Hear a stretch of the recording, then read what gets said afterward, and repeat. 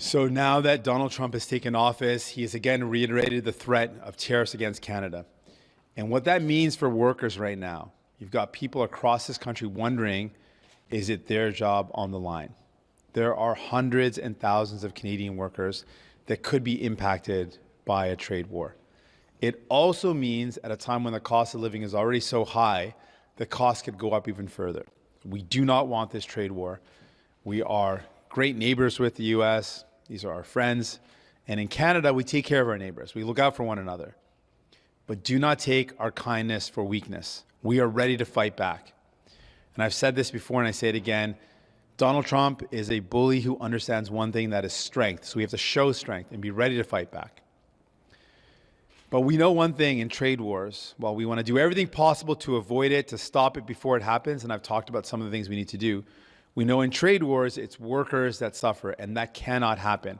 So my commitment is a new Democrat government would ensure that every cent, every dollar of the trade, of the tariffs that we put in reprisal, that revenue is used to support workers, to support those workers that are impacted.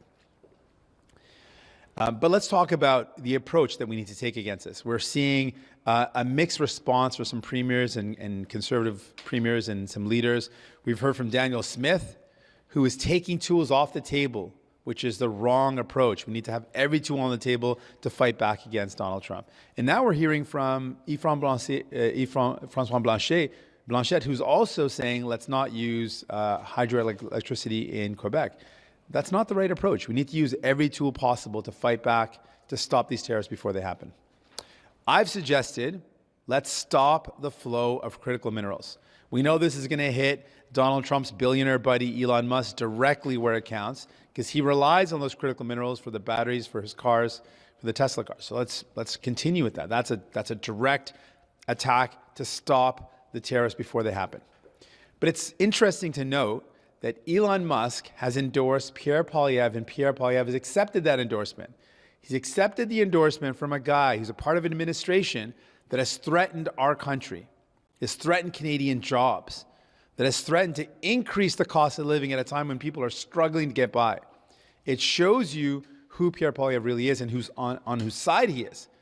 Elon is endorsing him because he knows that Pierre Poilievre is going to make billionaires even richer. And when Pierre Poilievre makes billionaires richer, the only way that happens is by cutting from the middle class, hurting the working class, hurting them. That's what he's going to do. I've said it before and I say it again.